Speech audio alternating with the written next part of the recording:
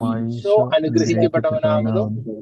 പരിശുദ്ധ മറിയമേ തമ്പുരാന്റെ അമ്മേ, പാപികളായ ഞങ്ങൾക്ക് വേണ്ടി ഇപ്പോഴും ഞങ്ങളുടെ മരണസമയത്തും തമ്പുരാനോട് അപേക്ഷിച്ചുകൊള്ളണമേ. പിതാവിനും പുത്രനും പരിശുദ്ധാത്മാവിനും സ്തുതി, അതേപോലെ എപ്പോഴും എന്നേക്കും. ആമേൻ. ഈശോ മിശിഹായ്ക്ക് സ്തുതിയായിരിക്കട്ടെ. സഹോദരങ്ങളെ, ഇന്ന് നമ്മളുടെ പഠനത്തിൽ അടുത്തൊരു പ്രധാനപ്പെട്ട ഭാഗത്തിലേക്ക് നമ്മൾ പ്രവേശിക്കുകയാണ്. ഇന്ന് നമ്മൾ 4-ാമത്തെ അധ്യായമാണ്. 4-ാമത്തെ അധ്യായത്തിന്റെ പ്രത്യേകത വളരെ പ്രധാനപ്പെട്ട, കുറച്ചും കൂടെ ധ്യാനിക്കുമ്പോൾ കുറച്ചും കൂടെ ആഴങ്ങൾ നിറഞ്ഞ ഭാഗമാണിത്. അതുകൊണ്ട് തന്നെ നമുക്ക് ചിലപ്പോൾ റിപ്പീറ്റ് ചെയ്ത് വായിക്കേണ്ട അവസ്ഥ വരാൻ സാധ്യതയുള്ള, അല്ലെങ്കിൽ നമ്മൾ വ്യക്തിപരമായിട്ട് വായിക്കുമ്പോഴാണെങ്കിൽ പെട്ടെന്ന് ഒറ്റ വായനയിൽ മനസ്സിലാകാത്ത, കുറച്ചുകൂടി ഒന്ന് റിപ്പീറ്റ് ചെയ്ത് വായിക്കേണ്ടി വരാൻ സാധ്യതയുള്ള ഒരു ഭാഗമാണ് നമ്മൾ ആദ്യത്തെ ഒരു ഭാഗം, 4-ാമത്തെ അധ്യായം. അതുകൊണ്ട് വളരെ ചെറിയ അധ്യായമാണ്. പക്ഷെ നമ്മൾ 5-ാമത്തെ അധ്യായം ഇന്ന് കാണുന്നത്, കഴിഞ്ഞ പ്രാവശ്യം നമ്മൾ 2 അധ്യായം ഒരുമിച്ച് കണ്ട്, ചെറിയ അധ്യായം. പക്ഷെ ഈ പ്രാവശ്യം നമുക്ക് കുറച്ചുകൂടെ ധ്യാന വിഷയമാക്കേണ്ടതുള്ളത് കൊണ്ട് 4-ാമത്തെ അധ്യായം മാത്രമാണ് നമ്മൾ, ഈ ആ ഒരു അധ്യായം മാത്രമാണ് നമ്മൾ കാണുന്നുള്ളൂ. ഇന്ന് നമ്മുടെ സിസ്റ്റർ ഫിലോമിന ഇന്ന് നമ്മുടെ കൂടെ ഓൺലൈൻ മീറ്റിംഗിൽ ഇല്ല. അതിന് കാരണം സിസ്റ്ററിന് ഇവിടെ പാതുവായിൽ അവരുടെ ഒരു 2-3 ദിവസത്തെ ഒരു റിട്രീറ്റ് പോലെ, മീൻസ് അവരുടെ ഒരു ഗ്യാതറിംഗ് നടക്കുവാണ്. സിസ്റ്റർ അതിൽ അറ്റൻഡ് ചെയ്യുവാണ്. അതുകൊണ്ട് തന്നെ സിസ്റ്റർ പക്ഷെ അതിന്റെ കോർഡിനേഷനും കാര്യങ്ങളെല്ലാം ചെയ്യുന്നുണ്ട്. ലൈവായിട്ട് കൂടാൻ പറ്റില്ല. അതുകൊണ്ട് സിസ്റ്റർ ഇന്ന് നമ്മുടെ കൂടെ ഇല്ല. എന്തായാലും നമുക്ക് ആന്റണി പഗാനി അച്ഛന്റെ ആത്മീയ ജീവിതത്തോട് കൂടുതൽ ആഴത്തിൽ പോകുന്ന ഒരു അധ്യായം കൂടിയാണ്. അദ്ദേഹത്തിന്റെ ആത്മീയ കാഴ്ചപ്പാടുകളോട് കൂടുതൽ ആഴത്തിൽ പോകുന്ന ഒരു അധ്യായമാണ്. ഇതിനകത്ത് പ്രധാനമായിട്ടും പറയുന്നത് പ്രാർത്ഥനയുടെ അനിവാര്യത. എന്താ പ്രാർത്ഥന? നമുക്ക് നമ്മളുടെ ഭൗതികമായ സൃഷ്ടി, നമ്മൾക്ക് വ്യക്തിപരമായോ നമ്മുടെ കഴിവുകൾ വെച്ചിട്ടോ ലോകത്തിലെ മറ്റേതെങ്കിലും ഒരു സൃഷ്ടിക്കോ യഥാർത്ഥത്തിൽ ദൈവസ്നേഹത്തിലേക്ക് നമ്മളെ നയിക്കാൻ പറ്റുകയില്ല. പിന്നെ എന്താണ്? നമ്മൾ ദൈവവുമായിട്ട് ഒരു ബന്ധം ഉണ്ടാക്കുക, പ്രാർത്ഥനയുടെ ആഴങ്ങളിലേക്ക് പോവുക. എന്താണ് പ്രാർത്ഥന? അതുമായിട്ട് ബന്ധപ്പെട്ട ഒരു അധ്യായമാണ് ഇന്ന് നമ്മൾ കാണുന്നത്. അതുകൊണ്ട് നമുക്ക് നമ്മൾ പറഞ്ഞതുപോലെ ഓരോരുത്തര് ഓരോ ഭാഗം വായിക്കുകയാണ്. അപ്പൊ നമുക്ക് ആദ്യത്തെ ഒരു ഭാഗം, ആദ്യത്തെ പാരഗ്രാഫും അതോടൊപ്പം പ്രാർത്ഥന എന്ന് പറയുന്ന 1 എന്ന് ഉള്ള നമ്പറും പ്രാർത്ഥന എന്നുള്ള അതും ഒരാൾ വായിക്കുക. ശേഷം നമുക്കത് എക്സ്പ്ലെയിൻ അതിനെ കുറിച്ചൊന്ന് പഠിച്ചതിന് ശേഷം അടുത്ത ഭാഗത്തേക്ക് പോകാം. അപ്പോ നമുക്ക് ആരെങ്കിലും ഒരാള് വോളണ്ടറി ആയിട്ട് അത് ഒന്ന് വായിക്കുക. പ്രാർത്ഥനയുടെ അനിവാര്യത. ആത്മാവ് സത്യത്തിൽ ദൈവത്തെ അറിയുകയും അറിഞ്ഞ സ്നേഹത്തെ തീവ്രമായി സ്നേഹിക്കുകയും ചെയ്യുന്നു. കാരണം അറിവ് സ്നേഹത്തിലേക്ക് നയിക്കുന്നു. കൂടുതൽ അറിയുന്തോറും വലിയ സ്നേഹത്തിലേക്ക് നടന്നെടുക്കുന്നു. എന്നാൽ അത്തരത്തിലുള്ള പൂർണ്ണവും ആസ്വാദ്യകരവുമായ ഒരറിവ് നേടിയെടുക്കാൻ സ്വന്തം പരിശ്രമത്തിലൂടെയോ സൃഷ്ടിക്കപ്പെട്ട എന്തിൻ്റെയെങ്കിലും സഹായത്തോടെയോ സാധിക്കുകയില്ല. പ്രാർത്ഥന ആത്മാവിന് ഈ അറിവിൻ്റെ കൃപയിലേക്ക് വളരെ വേഗത്തിലോ എളുപ്പത്തിലോ എത്തിച്ചേരാനാകില്ല. എന്നാൽ അനന്ത നന്മയും പ്രകാശവും സ്നേഹവുമായവനോട് ഭക്തിയോടും വിശുദ്ധിയോടും എളിമയോടും തീഷ്ണമായ പ്രാർത്ഥനയോടും കൂടെ അധരങ്ങൾ കൊണ്ട് മാത്രമല്ല, മനസ്സുകൊണ്ടും ഹൃദയം കൊണ്ടും മനസ്സിൻ്റെയും ശരീരത്തിൻ്റെയും ഇന്ദ്രിയങ്ങളുടെയും സർവശക്തിയോടും കൂടെ അവിടത്തേക്ക് വേണ്ടി അനന്തമായ ആഗ്രഹത്തോടെ ദാഹിക്കുമ്പോൾ മാത്രമേ ദൈവത്തെക്കുറിച്ചുള്ള ശരിയായ അറിവ് ലഭിക്കൂ. മത്തായിയുടെ സുവിശേഷം 15-ാം അധ്യായം, ലൂക്കായുടെ സുവിശേഷം 11-18. ഓക്കെ. പ്രാർത്ഥനയുടെ അനിവാര്യത. അധ്യായത്തിന്റെ പേര് തന്നെ പ്രാർത്ഥനയുടെ അനിവാര്യത എന്നാണ്. ആത്മാവ് സത്യത്തിൽ ദൈവത്തെ അറിയുകയും അറിഞ്ഞ സ്നേഹത്തെ തീവ്രമായി സ്നേഹിക്കുകയും ചെയ്യുന്നു. നമ്മളൊന്ന് റിപ്പീറ്റ് ചെയ്ത് വായിക്കേണ്ട ഒരു ഭാഗമാണത്. ആത്മാവ് സത്യത്തിൽ, ആത്മാവെന്ന് ഉദ്ദേശിക്കുന്നത് നമ്മുടെ ഉള്ളിൽ നിക്ഷേപിച്ചിരിക്കുന്നത്. നമ്മൾ ഈ ആത്മാവ് എന്ന് പറയുമ്പോൾ ഉടനടി നമ്മൾ ആദ്യത്തെ ക്ലാസ്സിലേക്ക് പോകണം. ആദ്യത്തെ ക്ലാസ്സിൽ നമ്മൾ പറഞ്ഞു എന്താണ് ആത്മാവ്. ആത്മാവ് എന്ന് പറയുന്നത് ദൈവത്തിന്റെ ഭാഗമായി നമ്മളിലേക്ക് നൽകപ്പെട്ട, അതായത് 50%, അതായത് ഒരു മനുഷ്യൻ എന്ന് പറഞ്ഞു കഴിഞ്ഞാൽ മനുഷ്യനിൽ ദൈവത്തിന്റെ ഒരു ദൈവം തന്നെ, ദൈവത്തിൽ നിന്ന് തന്നെ വന്നതാണ് ആത്മാവ്. ദൈവത്തിന്റെ, അതാണ് നമ്മൾ കഴിഞ്ഞ ആഴ്ചയിൽ ധ്യാനിച്ച നിന്റെ ഉള്ളിൽ നിക്ഷേപിച്ചിരിക്കുന്ന ആത്മാവിനെ ഞാൻ തീക്ഷ്ണതയോടെ അഭിലഷിക്കുന്ന യാക്കോബ് ശ്ലീഹായുടെ ലേഖനം. അപ്പോ ആത്മാവ് എന്ന് പറയുന്നത് ദൈവത്തിൽ നിന്ന് വന്നത്, അത് ദൈവം തന്നെയാണ്. പിന്നെ ഭൂമിയിൽ നിന്നുള്ള ജഡം, ഭൂമിയിൽ നിന്നുള്ള മണ്ണുകൊണ്ടുള്ള ജഡം, അതാണ് അത് രണ്ടും ചേരുന്നതാണ് മനുഷ്യൻ. അപ്പൊ ആത്മാവ് എന്ന് പറയുമ്പോൾ നമ്മൾ ഫസ്റ്റ് ക്ലാസ്സിലേക്ക് ആദ്യത്തെ അച്ഛൻ ആത്മാവിനെ കുറിച്ച് പറയുന്ന ഭാഗത്തിലേക്ക് നമ്മൾ ഓട്ടോമാറ്റിക് ആയിട്ട് പോകണം. നിങ്ങൾ എല്ലാവരും, സാധിക്കുന്ന എല്ലാവരും തന്നെ വീഡിയോ ഓൺ ആക്കണം കേട്ടോ.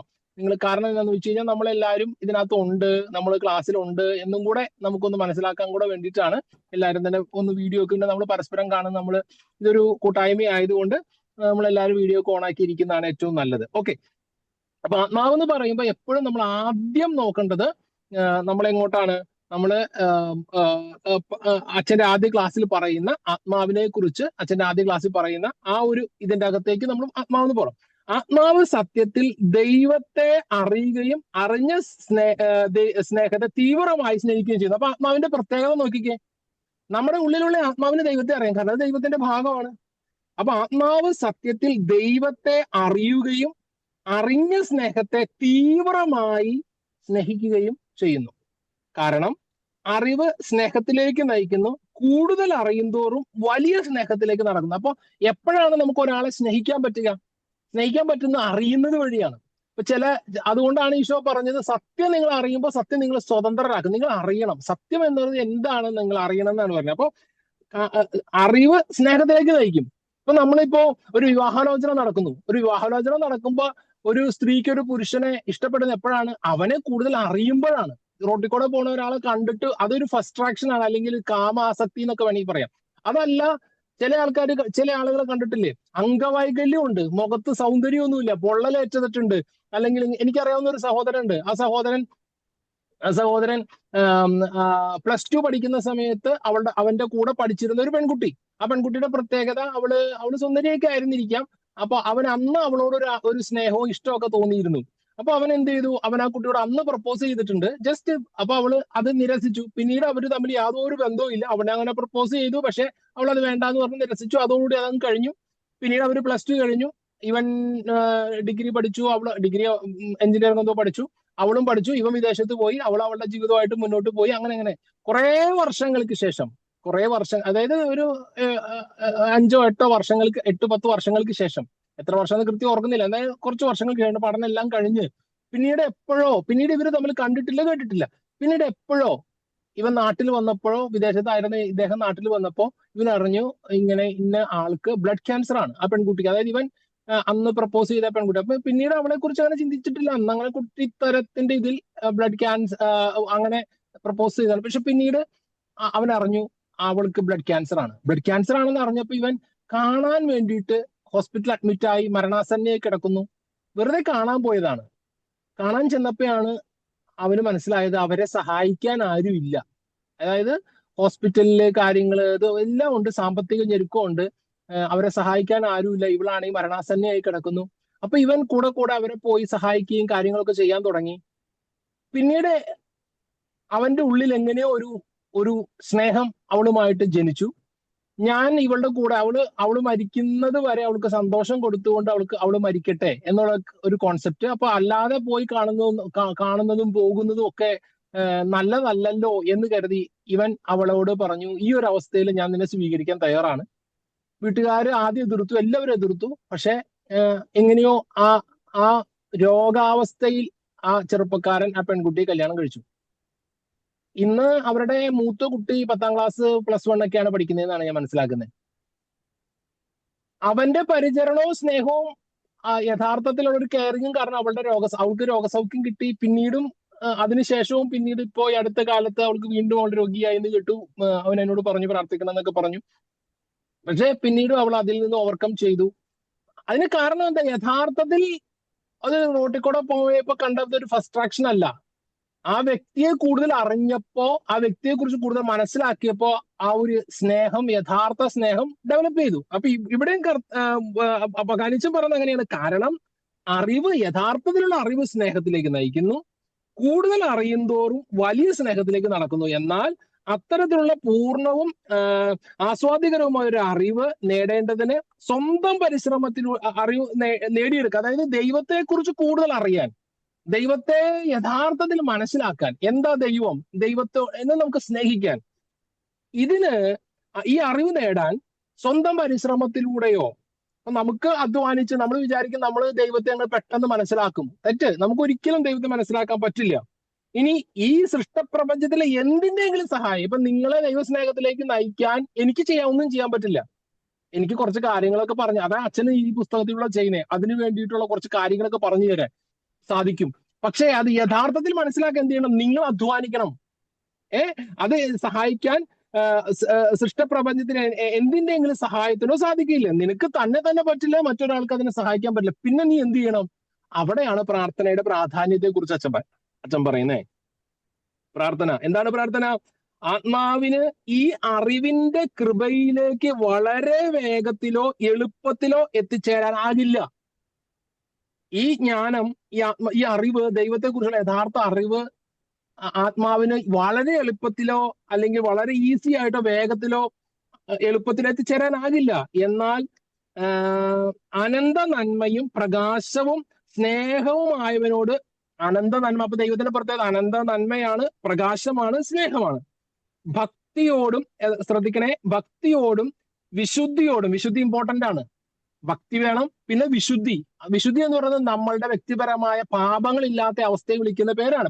അല്ലെങ്കിൽ പാപങ്ങളോട് പടവെട്ടുന്ന അവസ്ഥ എന്ന് പറഞ്ഞാൽ നമ്മൾ മനുഷ്യനാണ്, ചിലപ്പോ വീഴ്ചകൾ വരും, പക്ഷെ അതിവേഗം പോയി കുമ്പസാരണത്തിലൂടെയും ദൈവകൃപയിൽ നിലനിൽക്കുക. അതാണ് വിശുദ്ധി. അപ്പോ യഥാർത്ഥത്തിൽ എന്താണ്, മാത്രമല്ല എന്താണ് പറയുന്നത്, യഥാർത്ഥ സ്നേഹിക്കുന്നവരോട് ഭക്തിയോടും വിശുദ്ധിയോടും എളിമയോടും, എളിമ എന്ന് പറയുന്ന പുണ്യം നമുക്കറിയാം, എളിമയോടും തീക്ഷ്ണമായ പ്രാർത്ഥനയോടും കൂടെ അധരങ്ങൾ കൊണ്ട് മാത്രമല്ല മനസ്സുകൊണ്ടും ഹൃദയം കൊണ്ടും മനസ്സിന്റെയും ശരീരത്തിന്റെയും ഇന്ദ്രിയങ്ങളുടെയും സർവശക്തിയോടും കൂടെ അവിടത്തേക്ക് വേണ്ടി അനന്തമായ ആഗ്രഹത്തോടെ ദാഹിക്കുമ്പോൾ മാത്രമേ ദൈവത്തെക്കുറിച്ചുള്ള ശരിയായ അറിവ് ലഭിക്കുകയുള്ളൂ. അപ്പൊ ദൈവത്തെക്കുറിച്ചുള്ള ശരിയായ അറിവ് അതൊരു ലോങ് സെന്റൻസ് ആണ്. ആ സെന്റൻസിന്റെ പ്രത്യേകത നമ്മളത് റിപ്പീറ്റ് ചെയ്ത് വായിച്ചാലേ നമുക്ക് മനസ്സിലാവുള്ളൂ. എന്താണ് അതിന്റെ പ്രത്യേകത? എങ്ങനെ ദൈവത്തെ അറിയാം എന്നുള്ള ചോദ്യത്തിന് ഉത്തരമാണ്. എന്നാൽ അനന്ത നന്മയും പ്രകാശവും സ്നേഹവുമായവനോട് ഭക്തിയോടും വിശുദ്ധിയോടും എളിമയോടും തീക്ഷ്ണമായ പ്രാർത്ഥനയോടും കൂടെ, അത്രയും കാര്യം കൊണ്ട്, ആദരങ്ങൾ കൊണ്ട് മാത്രമല്ല, പിന്നെ എങ്ങനെയാണ്, മനസ്സുകൊണ്ടും ഹൃദയം കൊണ്ടും മനസ്സിന്റെയും ശരീരത്തിന്റെയും ഇന്ദ്രിയങ്ങളുടെയും സർവശക്തി, എല്ലാ സമർപ്പണവും കൂടെ, മനസ്സിന്റെയും ശരീരത്തിന്റെയും ഇന്ദ്രിയങ്ങളുടെയും സർവശക്തിയോടും കൂടെ അവിടത്തേക്ക് വേണ്ടി അനന്തമായ ആഗ്രഹത്തോടെ, ദൈവത്തെ അറിയണം എന്നുള്ള അനന്തമായ ആഗ്രഹത്തോടെ ദാഹിക്കണം. വെറുതെ നമ്മൾ ഇങ്ങനെ ഇരുന്നാ പോരാ, ഇത് ഒരു ഹാർഡ് വർക്കിംഗ് ആണ്. അനന്തമായ ആഗ്രഹത്തോട് ദാഹിക്കുമ്പോൾ മാത്രമേ ദൈവത്തെക്കുറിച്ചുള്ള ശരിയായ അറിവ് ലഭിക്കുകയുള്ളൂ. അപ്പൊ ഇതിനൊരു ദാഹം വേണം. എനിക്ക് ദൈവത്തെ അറിയണം. അതിനു വേണ്ടിയിട്ട് ഞാൻ ചെയ്യേണ്ട കാര്യങ്ങളാണ് കൃത്യമായിട്ട് അച്ഛൻ പറയുന്നത്. പ്രാർത്ഥിക്കണം, വിശുദ്ധി വേണം, ഭക്തി വേണം, എളിമ വേണം, തീക്ഷ്ണത വേണം, ശക്തമായ പ്രാർത്ഥന, തീക്ഷ്ണമായ പ്രാർത്ഥന വേണം. അത് അതരം കൊണ്ട് മാത്രമല്ല, പ്രാർത്ഥന എന്ന് പറയുന്നത് നമ്മൾ ചൊല്ലിക്കൂട്ടുന്ന കുറെ, ചിലര് പറയും ഞാൻ എന്നും പ്രാർത്ഥിക്കാറുണ്ട് ബ്രദറെ. എന്താ പ്രാർത്ഥിക്കാറ്? ഞാൻ ഒരു ദിവസം 150 പ്രാവശ്യം വിശ്വാസ പ്രമാണം ചൊല്ലാറുണ്ട്. എന്നിട്ട് എന്ത് വ്യത്യാസം ഉണ്ടായി? 150 പ്രാവശ്യം വിശ്വാസ പ്രമാണം ചൊല്ലുന്നു, അങ്ങനെ 10,000 പ്രാവശ്യം സ്വർഗസ്നായ പിതാവ് ചൊല്ലുന്നു, എന്നിട്ട് നമുക്ക് എന്തെങ്കിലും വ്യത്യാസം വന്നോ? ഒരു വ്യത്യാസവും വന്നില്ല. അധരങ്ങൾ കൊണ്ട് നടത്തുന്ന വ്യായാമമല്ല യഥാർത്ഥത്തിൽ പ്രാർത്ഥന. അതുകൊണ്ടാണ് അച്ഛൻ പറഞ്ഞ അധരങ്ങൾ കൊണ്ട് മാത്രമല്ല, മനസ്സുകൊണ്ടും ഹൃദയം കൊണ്ടും മനസ്സിന്റെയും ശരീരത്തിന്റെയും ഇന്ദ്രിയങ്ങളിൽ സർവ്വശക്തിയോടും കൂടെ അവിടത്തേക്ക് വേണ്ടി അനന്തമായ ആഗ്രഹത്തോടെ ദാഹിക്കുമ്പോൾ മാത്രമേ ദൈവത്തെക്കുറിച്ചുള്ള ശരിയായ അറിവ് ലഭിക്കുകയുള്ളൂ. ഓക്കെ, അടുത്ത ഭാഗം ഒന്ന് വായിച്ചേ, രണ്ടാമത്തെ ഭാഗം.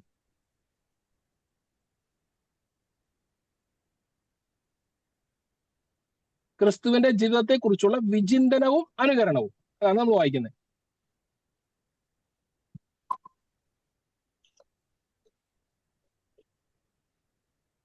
ക്രിസ്തുവിന്റെ ജീവിതത്തെ കുറിച്ചുള്ള വിചിന്തനവും അനുകരണവും.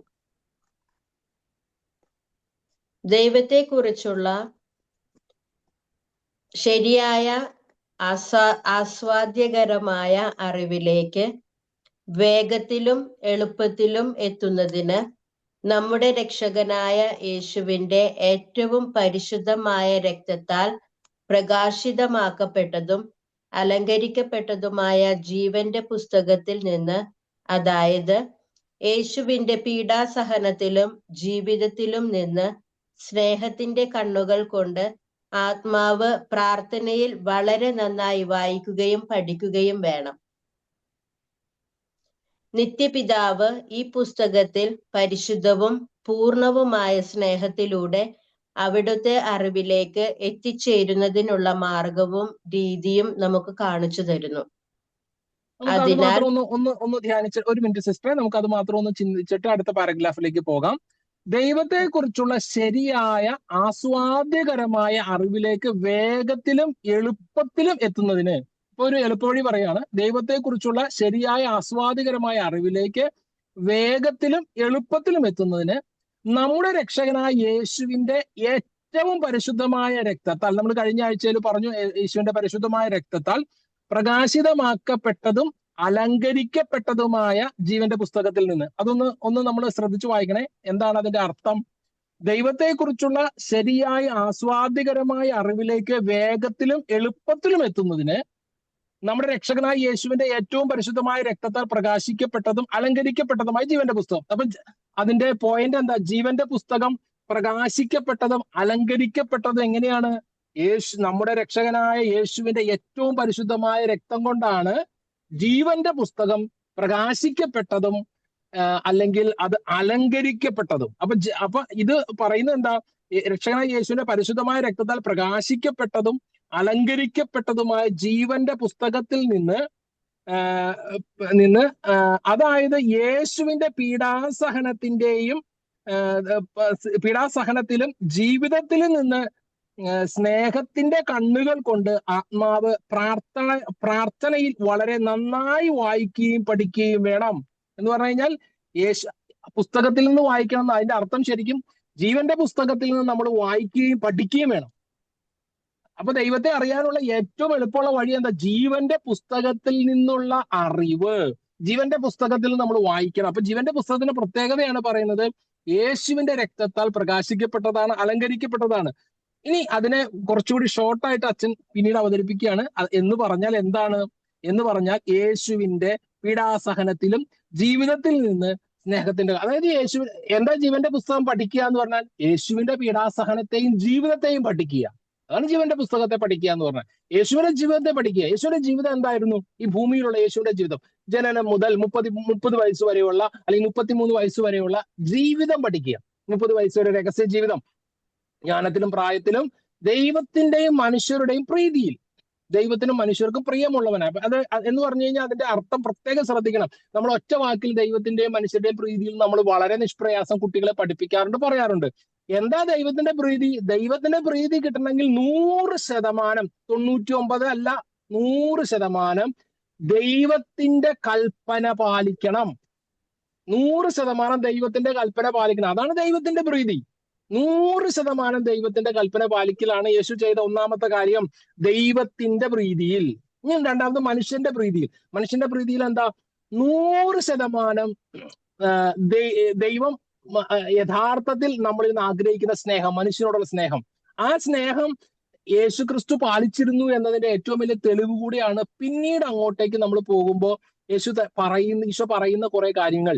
എന്ന് പറഞ്ഞു കഴിഞ്ഞാൽ, നിന്റെ സഹോദരനെ ദ്വേഷിക്കുന്നവൻ കൊലപാതകിയാണ്, സഹോദരനെ വിഡ്ഢി എന്ന് വിളിക്കുന്നവൻ, ഭോഷ എന്ന് വിളിക്കുന്നവൻ. കണ്ടോ? അപ്പൊ എത്ര സ്ട്രോങ് ആയിട്ടുള്ള എല്ലാ സ്നേഹത്തിന്റെ പ്രമാണങ്ങൾ അങ്ങോട്ട് നൽകുവാണ്. അപ്പോ ദൈവത്തിന്റെയും മനുഷ്യനെ 100% സ്നേഹിക്കുക. നമുക്ക് പരിധികളില്ലാതെ, അവൻ ഒരു കളറുള്ളവൻ, ഇവൻ വേറെ കളറുള്ളവൻ, അവന് ഉയർന്ന ജാതി, അല്ലെങ്കിൽ അവന് പണം കൂടുതലാണ്, ഇവന് സൗന്ദര്യം കൂടുതലാണ്, ഇതൊന്നുമില്ല.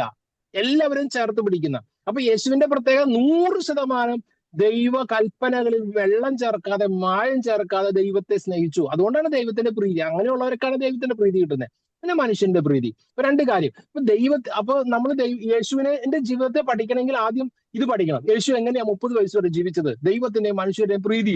പിന്നെ ഈശോ എന്താ പഠിച്ചത്? 30 മുതൽ 33 വയസ്സ് വരെ 3 വർഷം പരസ്യ ജീവിതം നയിച്ചു. എന്ന് പറഞ്ഞാൽ സുവിശേഷം അറിയിച്ചു, രക്ഷ എന്താണെന്ന് പഠിപ്പിച്ചു. ആത്മാവിന്റെ രക്ഷയ്ക്ക് വേണ്ടി വഴി പറഞ്ഞു തന്നു. ഞാനാണ് വഴി, ഞാനാണ് സത്യം, ഞാനാണ് ജീവൻ. പരിശുദ്ധ കുർബാനയെ കുറിച്ച് പഠിപ്പിച്ചു. യോഹന്നാന്റെ സുവിശേഷത്തിൽ നമ്മൾ കാണുന്നുണ്ടല്ലോ പരിശുദ്ധ കുർബാന, ജീവന്റെ അപ്പം അല്ലെ, ഞാൻ എന്റെ ശരീരം ഭക്ഷിക്കണമെന്ന് പഠിപ്പിച്ചു. പരിശുദ്ധ കുർബാന നിത്യതയ്ക്ക് വേണ്ടിയുള്ള പാഥേയമാണെന്ന് പഠിപ്പിച്ചു. പരിശുദ്ധ കുർബാന സ്വർഗത്തിലേക്കുള്ള വഴിയാണെന്ന് പഠിപ്പിച്ചു. പരിശുദ്ധ വചനം അതാണ് വഴി. വഴി എന്ന് പറഞ്ഞാൽ ക്രിസ്തു എന്ന വഴി, സത്യം എന്ന് പറഞ്ഞാൽ പരിശുദ്ധ വചനം, ജീവൻ എന്ന് പറഞ്ഞ പരിശുദ്ധ കുർബാന. 3 കാര്യം പഠിപ്പിച്ചു തന്നു. വഴിയാകുന്ന ഈശോ തന്നെ കാണിച്ചു തന്നു. സത്യമാകുന്ന വിശുദ്ധ വചനം, ജീവനാകുന്ന പരിശുദ്ധ കുർബാന. അപ്പൊ ഈ കാര്യം ഈശോ പഠിപ്പിച്ചു. അപ്പം അവന്റെ ജീവിതം, പിന്നെ അവസാനത്തിൽ എന്താ പിന്നെ അച്ഛൻ പറയാറുണ്ട് ജീവിതത്തെ കുറിച്ച് പഠിക്കണം. പിന്നെ പഠിക്കേണ്ടത് എന്താ? അവന്റെ പീഡാസഹനത്തെയും മരണത്തെയും ഉദ്ധാരണത്തെയും കുറിച്ച് പഠിക്കണം. മനുഷ്യകുലത്തിന്റെ പാപം, അതായത് എന്നോടുള്ള സ്നേഹത്തെ പ്രതിയുള്ള അവന്റെ പീഡാസഹനം. അപ്പോൾ ഇത് നമ്മൾ യഥാർത്ഥത്തിൽ പഠിക്കണം. അപ്പോൾ എന്താണ് ജീവന്റെ പുസ്തകത്തെ പഠിക്കുക എന്ന് പറഞ്ഞാൽ? ജീവന്റെ പുസ്തകത്തെ പഠിക്കുക എന്ന് പറഞ്ഞു കഴിഞ്ഞാൽ യേശുവിന്റെ ജനനം മുതൽ ജനനവും ജീവിതവും പീഡാസഹനവും മരണവും ഉത്ഥാനവും സ്വർഗാരോഹണവും ഒക്കെ ഈശോയുടെ ജീവിതം പഠിക്കുക. അതാണ് ജീവന്റെ പുസ്തകത്തെ കുറിച്ച്. അങ്ങനെ ഈശോയുടെ ജീവിതം പഠിക്കുക എന്ന് പറഞ്ഞാൽ ജീവന്റെ പുസ്തകമാണ്. അതാണ് ജീവന്റെ പുസ്തകം. ജീവന്റെ പുസ്തകത്തിൽ പേരെഴുതപ്പെടുക എന്ന് പറഞ്ഞാൽ യേശു ക്രിസ്തു നമ്മളെ തെരഞ്ഞെടുക്കുക എന്നാണ്. അപ്പോ ജീവന്റെ പുസ്തകത്തെ കുറിച്ച് പഠിക്കുക. അപ്പൊ ആത്മാവ് എന്താണ് ചെയ്യേണ്ടത്? പീഡാസഹനത്തെയും ജീവിതത്തെയും കുറിച്ച് സ്നേഹത്തിന്റെ കണ്ണുകൾ കൊണ്ട്. എങ്ങനെയാണ് പഠിക്കേണ്ടത്? സ്നേഹത്തിന്റെ കണ്ണുകൾ കൊണ്ട് ആത്മാവ് പ്രാർത്ഥനയിൽ വളരെ നന്നായി വായിക്കുകയും പഠിക്കുകയും ചെയ്യണം. എങ്ങനെയാണ് നമ്മൾ വായിക്കേണ്ടത്? സ്നേഹത്തിന്റെ കണ്ണുകൾ കൊണ്ട് പ്രാർത്ഥനയിൽ വായിക്കണം. എന്ന് വെച്ചാൽ വായിക്കാന്ന് പറഞ്ഞാൽ ജീവന്റെ പുസ്തകത്തെ വായിക്കാന്ന് നമ്മൾ വെറുതെ പുസ്തകം വായിക്കുന്നതല്ല ഞാൻ പറഞ്ഞു. അതിനെക്കുറിച്ച് പഠിക്കുക, സ്നേഹത്തോടെ പ്രാർത്ഥനയോടെ നമ്മൾ യേശുവിന്റെ ജീവിതത്തെ പഠിക്കുക, മനസ്സിലാക്കുക. അതാണ് ഏറ്റവും എളുപ്പമുള്ള വഴി. ദൈവത്തെക്കുറിച്ചുള്ള ശരിയായ ആസ്വാദ്യമായ അറിവിലേക്ക് വേഗത്തിലും എളുപ്പത്തിലും എത്തുന്നത് വേണ്ടി യേശുവിനെ പഠിക്കുക. യേശുവിനെ പഠിക്കുമ്പോൾ എന്താവും? നമുക്ക് സ്നേഹം വർദ്ധിക്കും, ഈശോയുടെ സ്നേഹം വർദ്ധിക്കും. ഈശോയുടെ സ്നേഹം വർദ്ധിക്കുക എന്നുള്ളതാണ് എന്താ നമ്മൾ നേരത്തെ പറഞ്ഞ ആത്മാവ് സ്നേഹം വർദ്ധിക്കുമ്പോൾ നമുക്ക് യഥാർത്ഥത്തിൽ നമ്മുടെ ആത്മാവിന്റെ വില എന്താ മനസ്സിലാവും. അതാണ് ഏറ്റവും എളുപ്പമുള്ള വഴി. അടുത്ത പാരഗ്രാഫ് ഒന്ന് വായിക്കാവോ?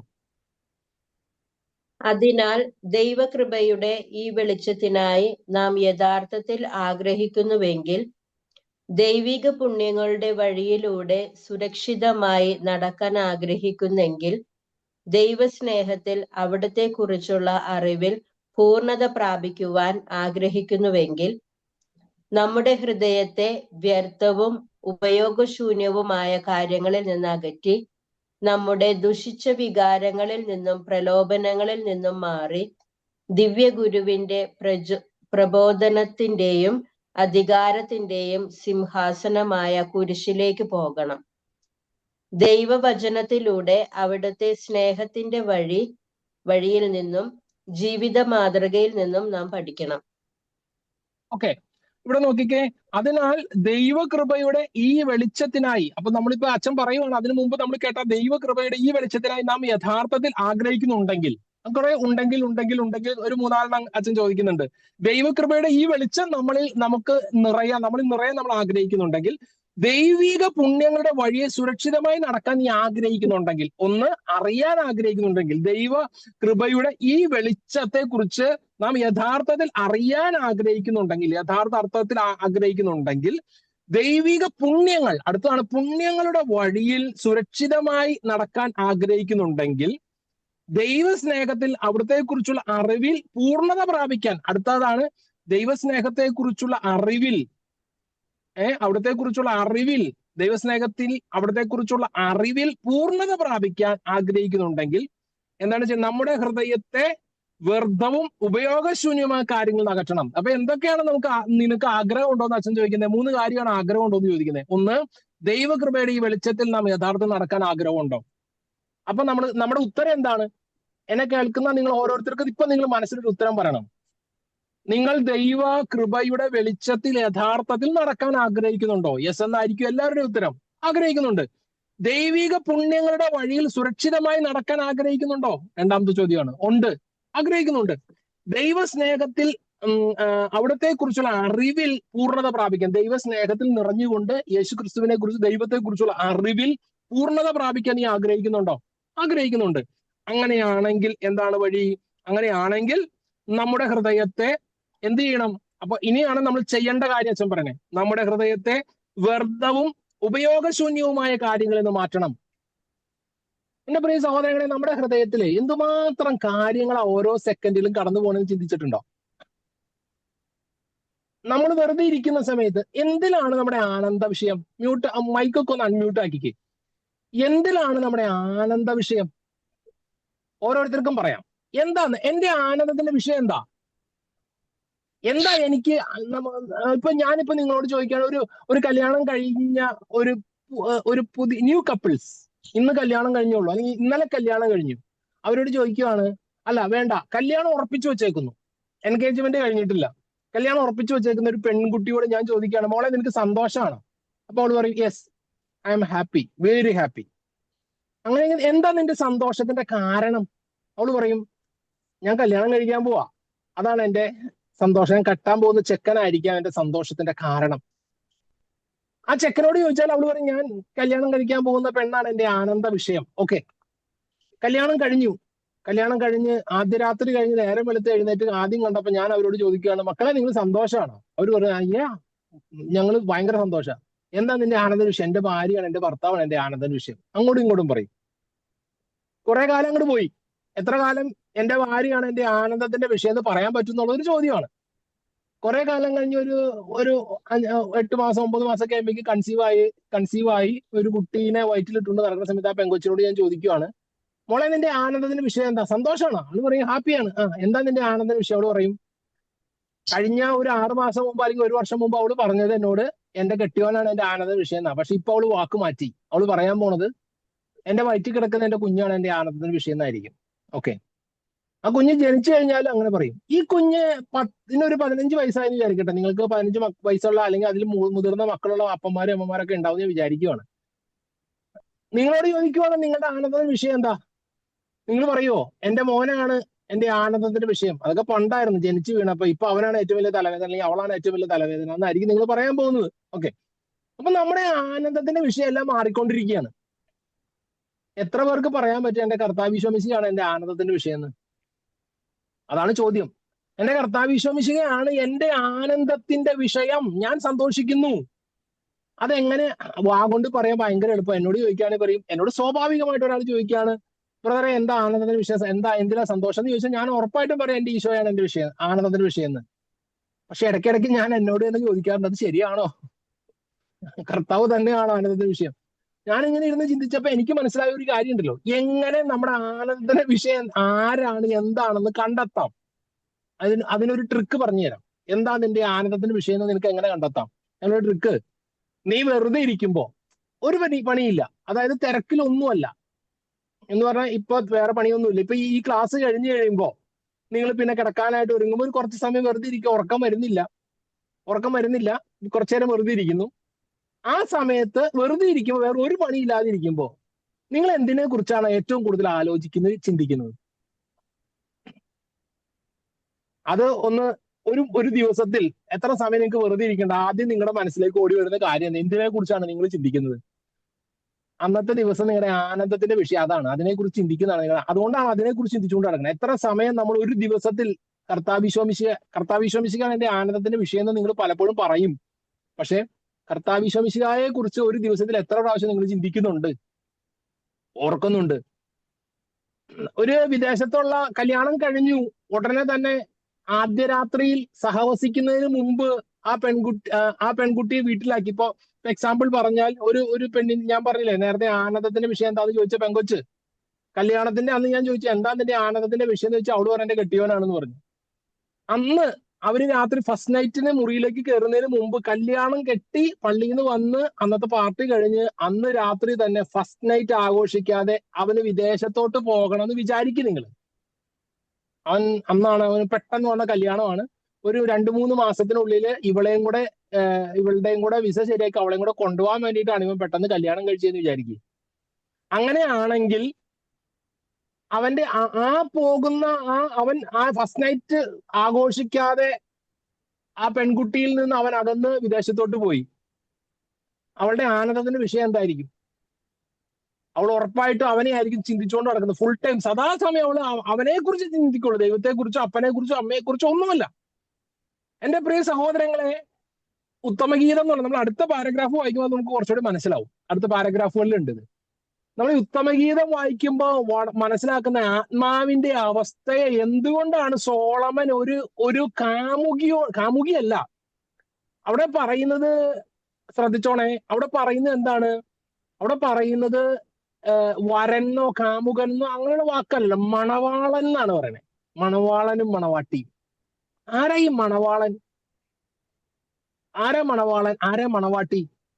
മണവാളൻ എന്ന് പറഞ്ഞു കഴിഞ്ഞാൽ ആദ്യ രാത്രിയിൽ മണിയറയിൽ പ്രവേശിക്കുന്നത് വരെ ഉള്ള വധൂവരന്മാരെ വിളിക്കുന്ന പേരാണ് മണവാളൻ. ശ്രദ്ധിച്ചു നോക്കണം കേട്ടോ. ഞാൻ ഈ പറയുന്നത് വലിയ സംഭവമാണ്, നിങ്ങൾ ശ്രദ്ധിച്ചിരുന്നില്ലെങ്കിൽ കിട്ടത്തില്ല.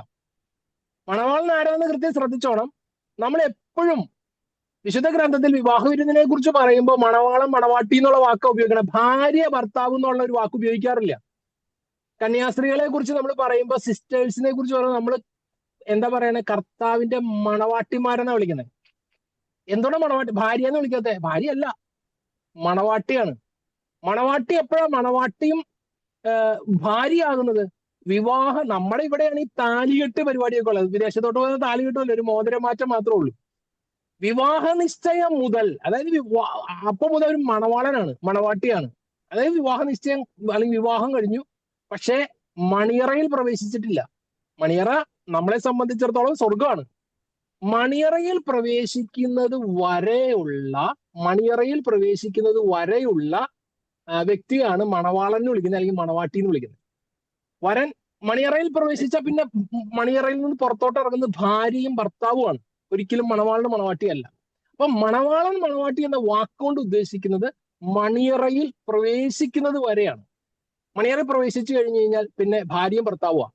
അപ്പൊ നമ്മളെല്ലാം, നമ്മുടെ സിസ്റ്റേഴ്സ് മാത്രമല്ലാത്ത കർത്താവിന്റെ മണവാളനും കർത്താവിന്റെ മണവാട്ടി, നമ്മളെല്ലാം ഓരോ ആത്മാവ്, നമ്മൾ ആണോ പെണ്ണെന്നുള്ള കോൺസെപ്റ്റിലല്ല, നമ്മുടെ ഉള്ളിലുള്ള ആത്മാവ് എന്ന് പറയുന്നത് ദൈവത്തെ അല്ലെങ്കിൽ നമ്മൾ എന്ന വ്യക്തി ഈ ആത്മാവിനോട് ചേർന്ന് ദൈവത്തിലേക്ക് എത്തുന്നത് വരെ, മണിയറ അല്ലെങ്കിൽ വിവാഹ വിരുന്നിൽ മണിയറയിൽ പ്രവേശിക്കുന്നത് വരെ നമ്മൾ ദൈവത്തിന്റെ മണവാട്ടിമാരാണ്. ഇതാണ് യഥാർത്ഥത്തിലുള്ള ആ ബന്ധത്തെയാണ് ഉത്തമഗീതം മണവാളനും മണവാട്ടിയും എന്നുള്ള കോൺസെപ്റ്റ് കൊണ്ട് പറയണേ. അപ്പൊ നമ്മൾ ഇവിടെ എന്താ മനസ്സിലാക്കേണ്ടത്? ദൈവത്തെക്കുറിച്ച് യഥാർത്ഥത്തിൽ അറിയണം. അപ്പൊ ദൈവം ഈ ആത്മാവിനെ എന്തുമാത്രം ആഗ്രഹിക്കുന്നു എന്നതിന്റെ തെളിവും പ്രതീകവുമാണത്. അപ്പോ ഈ കാര്യങ്ങൾ നമ്മൾ മനസ്സിലാക്കി അടുത്ത ഭാഗങ്ങളിലേക്ക് വായിക്കുമ്പോൾ അത് കൃത്യം നമുക്ക് മനസ്സിലാവും. അടുത്തൊന്ന് വായിച്ചേ. നമുക്ക് വേണ്ടി ജനിച്ച് മരിച്ച് സ്വജീവൻ നൽകിയ ദൈവത്തെ കണ്ടെത്തുവാനും കണ്ടെത്തിയതിനു ശേഷം അവനോടുകൂടെ അവനിൽ തുടരുവാനും ഒരുക്കി വച്ചിരിക്കുന്ന വഴി മനുഷ്യനും ദൈവവുമായ യേശുവിന്റെ ജീവിതത്തിന്റെയും മരണത്തിന്റെയും വഴിയല്ലാതെ മറ്റൊന്നല്ല. യേശുക്രിസ്തു ഒരു വഴി എന്ന് പറയുന്നത് യേശുക്രിസ്തുവിന്റെ ജീവിതവും മരണവുമാണ്. ജീവിതവും മരണത്തിന്റെ ആ വഴി, അതല്ലാതെ നമുക്ക് വേണ്ടി ജനിച്ചു. അപ്പൊ യേശുക്രിസ്തു എന്താ ചെയ്യുക? നമുക്ക് വേണ്ടി ജനിച്ചു, നമുക്ക് വേണ്ടി ജീവിച്ചു, അല്ലെ? സ്വന്തം ജീവൻ നമുക്ക് വേണ്ടി നൽകി. എന്തിനു വേണ്ടി? ദൈവത്തെ കണ്ടെത്തുവാനും കണ്ടെത്തിയതിന് ശേഷം അവനോട് കൂടെ അവനിൽ തുടരുവാനും, അല്ലെ? അപ്പൊ അതായത് ദൈവത്തെ കണ്ടെത്തിയതിനു ശേഷം അവനിൽ തുടരണം, എന്നേക്കുമായ രക്ഷയ്ക്ക്. അതിനുവേണ്ടിയുള്ള ഏക വഴി മനുഷ്യനും ദൈവവുമായ യേശുവിന്റെ ജീവിതവും മരണവും, അതല്ലാതെ വേറെ വഴിയില്ല. ഓക്കെ, ബാക്കി വായിച്ചു. ഈ പാഠങ്ങളെ ശരിയായ വിധം ഗ്രഹിക്കുവാനോ വേണ്ട രീതിയിൽ ശ്രദ്ധിക്കുവാനോ നിരന്തരമായ പ്രാർത്ഥനയിലൂടെ ആത്മാവിനെ പ്രകാശിപ്പിക്കുകയും ഉയർത്തുകയും രൂപാന്തരപ്പെടുത്തുകയും ചെയ്യുകയല്ലാതെ മറ്റു വഴിയില്ല. പ്രാർത്ഥനയിലൂടെ ലഭിച്ച ദിവ്യമായ പ്രകാശത്താൽ പ്രചോദിപ്പിക്കപ്പെട്ട ആത്മാവ് ക്രൂശിതന്റെ തളർന്ന് രക്തം വാർന്നൊഴുകുന്ന പാദങ്ങളാൽ സുഗമമാക്കപ്പെട്ടതും നിരപ്പാക്കപ്പെട്ടതും അവിടുന്ന് വെട്ടിയതും നടന്നതുമായ പാത വളരെ വ്യക്തമായി കാണുന്നു. തീവ്രമായ അഭിലാഷത്തോടെയും പ്രിയതമയുടെ തുറന്ന ഹൃദയത്തോടെയും ആ പാതയിലൂടെ ഓടുമ്പോൾ ലോകത്തിന്റെ അപകടകരമായ തടസ്സങ്ങളിൽ നിന്നും അതിന്റെ അഭിലാഷങ്ങളിൽ നിന്നും ഓടിയകലുക മാത്രമല്ല, കർത്താവിനെയും നമ്മെ തന്നെയും അറിയുവാനായി നാം ശുദ്ധീകരിക്കപ്പെടുകയും പ്രകാശിപ്പിക്കപ്പെടുകയും ചെയ്യുന്നു. ഇതിനായി സ്വന്തം ബലഹീനതകളുടെയും കുറ്റങ്ങളുടെയും ആഴമായ അറിവിലേക്ക് കടന്നു ചെല്ലുന്ന ആത്മാവ് ദൈവത്തിന്റെ അതിരുകളില്ലാത്ത ഉദാരതയെ ഗ്രഹിച്ചുകൊണ്ട് ആശ്വാസത്തോടെ തന്നിൽ നിന്ന് തന്നെ എല്ലാ ആശ്രയവും ഉപേക്ഷിച്ച് അവിടുത്തെ മാധുര്യപൂർണവും അളവില്ലാത്തതും അഗ്രാഹ്യവുമായ സ്നേഹത്തിൽ ശരണപ്പെടുന്നു.